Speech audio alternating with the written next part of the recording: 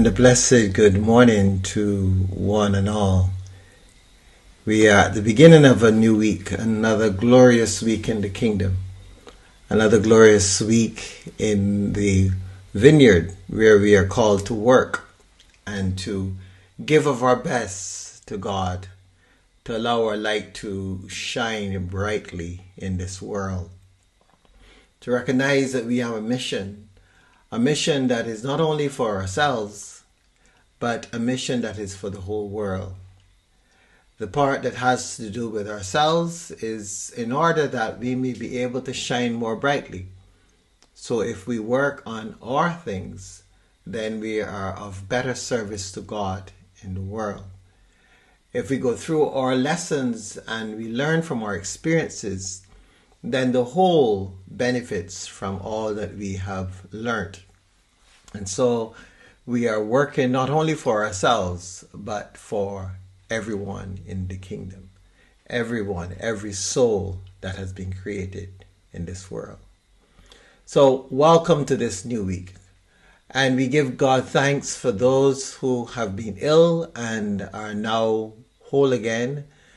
We remember those who continue to wrestle with their own circumstance as we continue to send them light and love and hold them in the divine presence, recognizing that this is their path and that we are here to assist, to support them in their journey.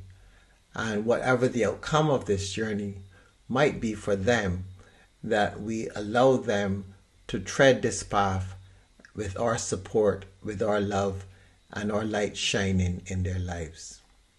So we give thanks as we begin this day and this week, and we look forward to all that God has in store for us.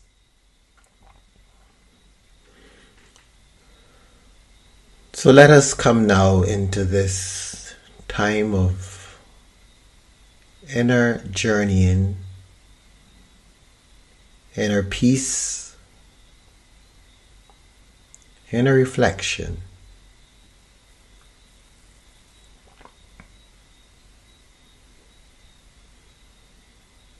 We bring our attention to our breathing, our breath.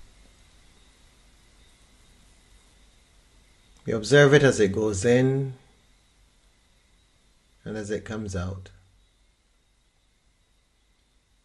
We feel it in the depth of our heart space. And we bring our attention to that space with gratitude and love.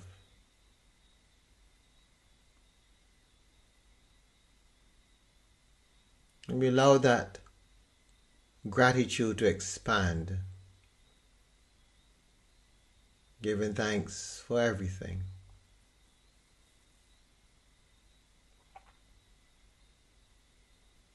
As we meditate this morning, I invite you to choose some aspect of your journey that has drawn your attention in the past few days. Whether it be something of joy or something of a challenge. I invite you to bring it into your heart space.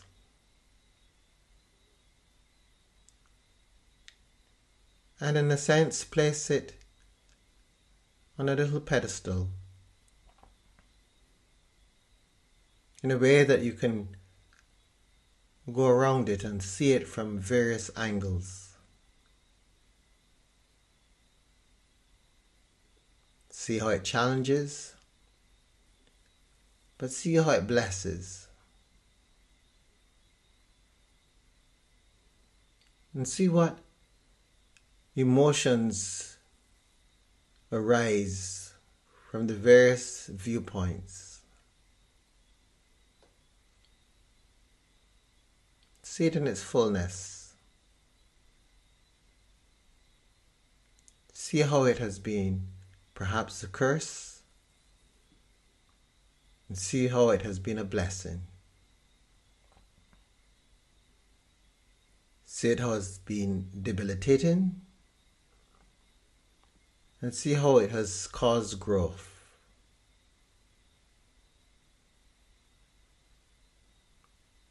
See how it has derived guilt,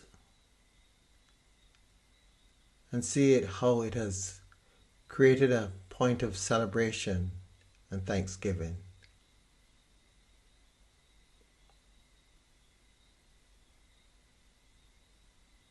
Allow yourself this broader perspective.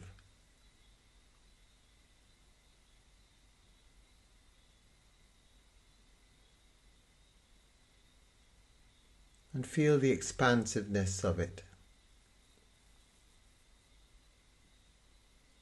See how it almost feels as though you become the center.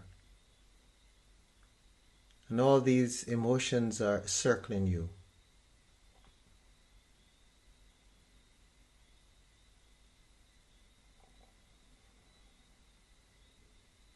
In fact, as they should. Because all these emotions are not you, but they are in the service of you. They are your teachers.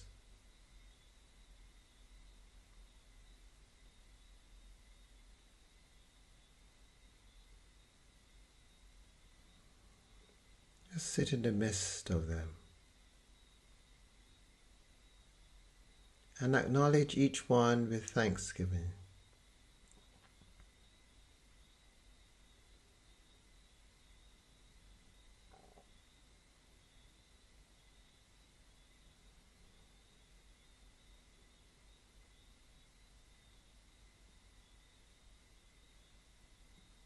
You may even ask each one, each perspective, how have you served me?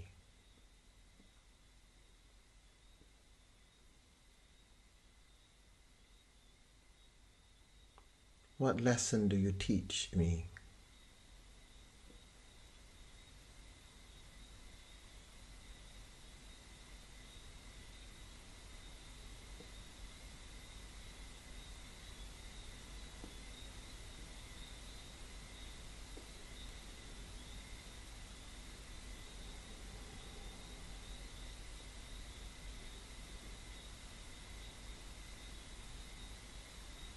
Allow yourself to remain in this somewhat expansive state for a while as we continue this devotion. But for now, just give thanks for what you received thus far. And thank the various emotions for the part that they have played to this moment.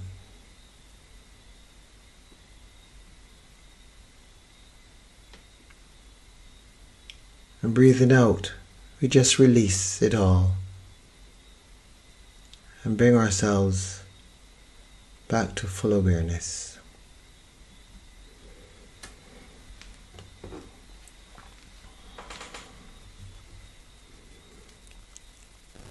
Jesus said, I came to bring fire to the earth, and how I wish it were already kindled.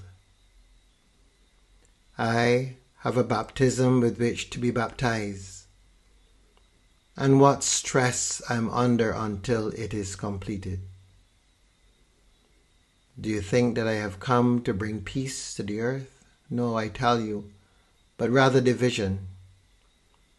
From now on, 5 in one household will be divided, 3 against 2 and 2 against 3. They will be divided, father against son and son against father, mother against daughter and daughter against mother, mother-in-law against daughter-in-law and daughter-in-law against mother-in-law. He also said to the crowds, when you see a cloud rising in the west, you immediately say, it is going to rain. And so it happens.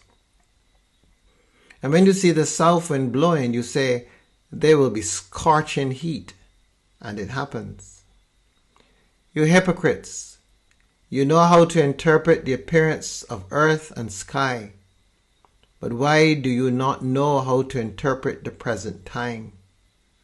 And why do you not judge for yourselves what is right? Thus, when you go with your accuser before a magistrate, on the way make an effort to settle the case, or you may be dragged before the judge, and the judge hand you over to the officer, and the officer throw you in prison. I tell you, you will never get out until you have paid the very last penny. The word of the Lord.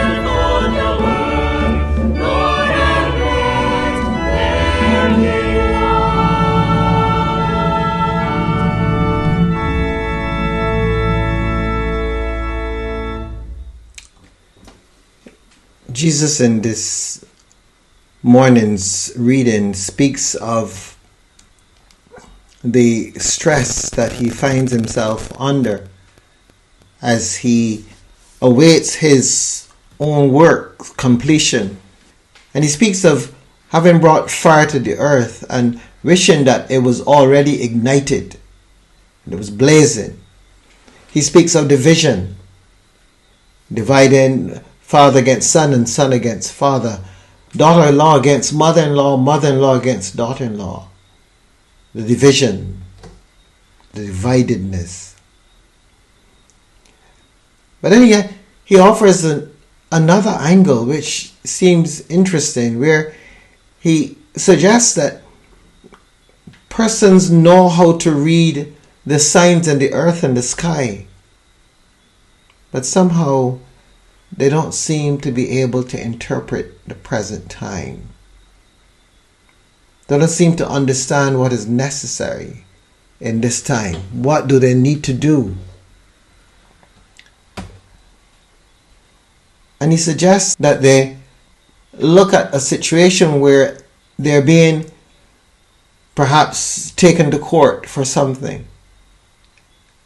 And Jesus says, it would make sense to try to agree with the adversary while you're on the way, lest in the end you find yourself in prison.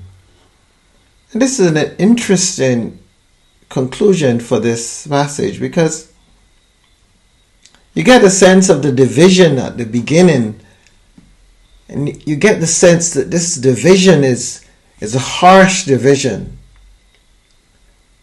But then towards the end, you get the sense that Jesus is inviting us to be aware of the times and find ways to reconcile, to bring to wholeness. So there's this division, and then there's this reconciliation. And for me, it reminds us so much of God's action in the world. I think at times we hold on to God's judgment and forget God's mercy. We hold on to the division and forget the oneness. But there is that sense that in order for there to be oneness, there must first of all be separation. And in a sense, when you look at the whole grand scheme of this existence, isn't that what this is about? Wasn't everything within the bosom of the Eternal One? And has the Eternal One not sent all things out from that one source in order to experience duality, separateness, so that in having the experience of separateness, one can have a richer experience of oneness?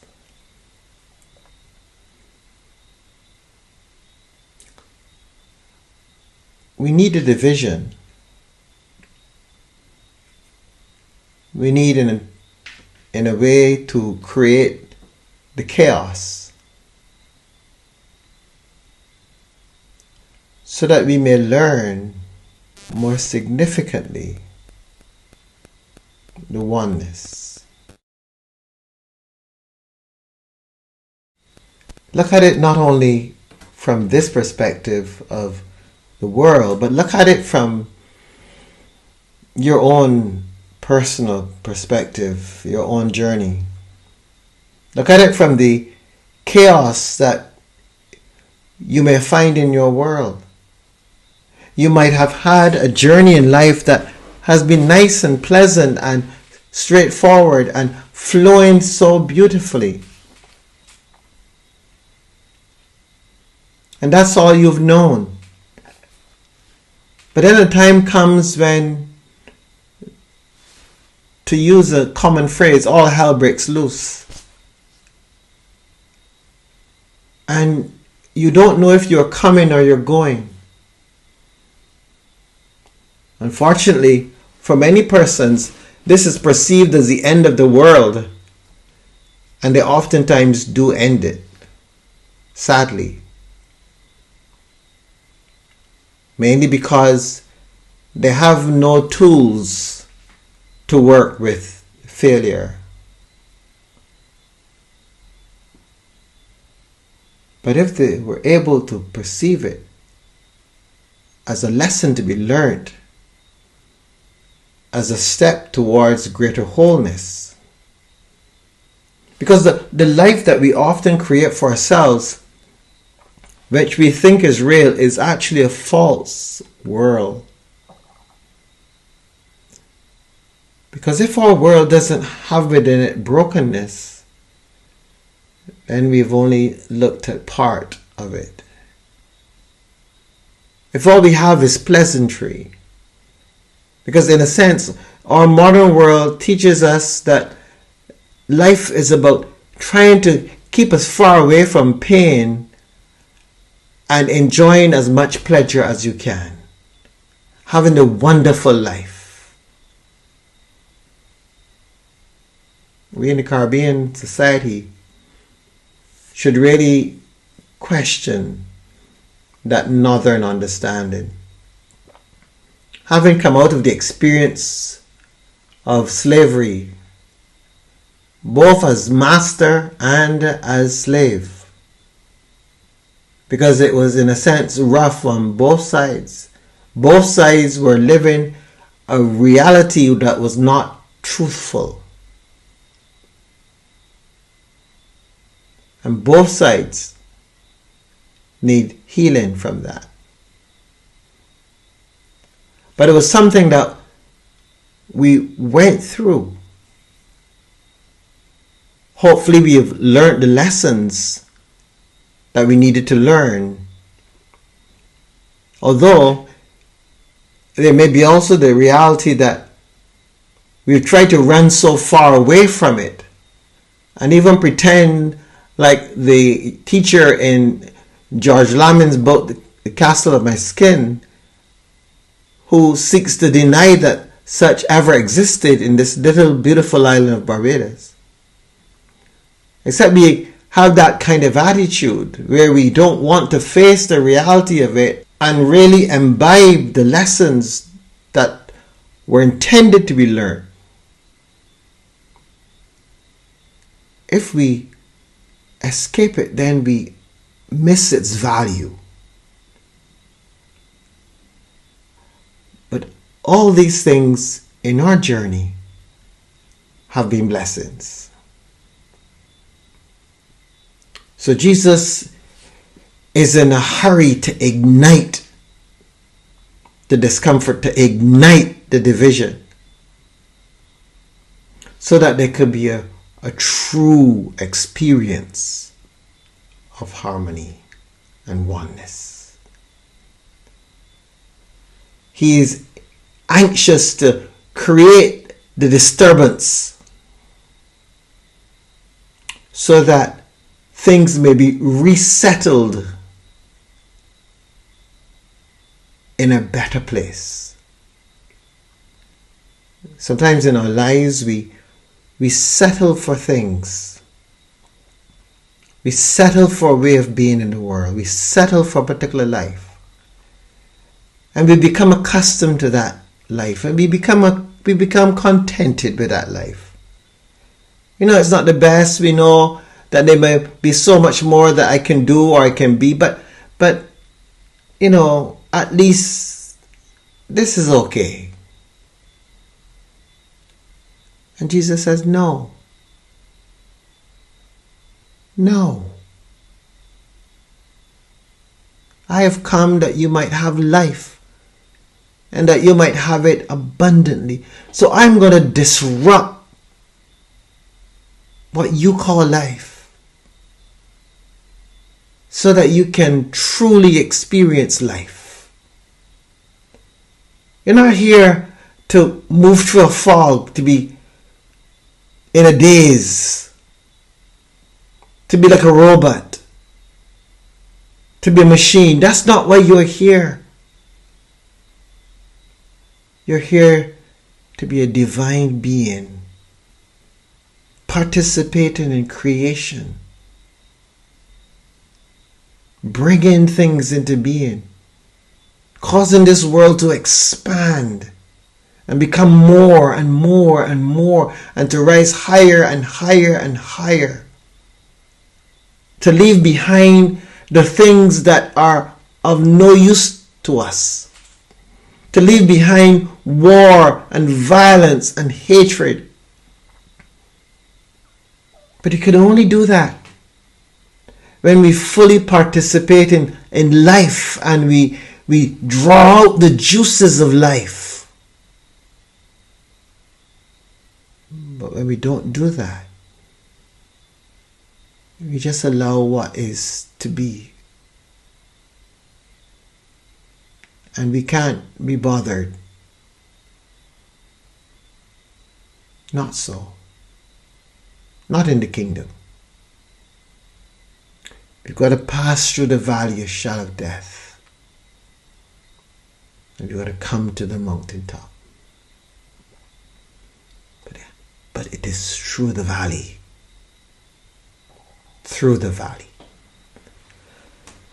So this week, as we focus on what it means to be light in the world, what it means to have in our possession the instruments of grace that the Father has bestowed upon us. Those instruments that are there to help us, to assist us in this journey, to assist us in becoming all that we are to become in this world. Because if we don't, we will run the risk of just having this mediocre life. And that's not what this is about. That's not what this is for. This is not for that purpose. This is for helping us to grow and to become all that God would have us be. So let's be aware of what this is about. This is really about our recognizing the importance of moving from where we are, the importance of experiencing the division and the breakup of life, not out of emptiness and pointlessness, but in order to be able to experience the greater whole, the greater gift, the greater blessing, the greater understanding. Jesus says, I am stressed because I've got a baptism coming to me and I can't wait for it to get going. I have come not to bring peace, but to stir things up in order that we can truly live, because we haven't started to live yet.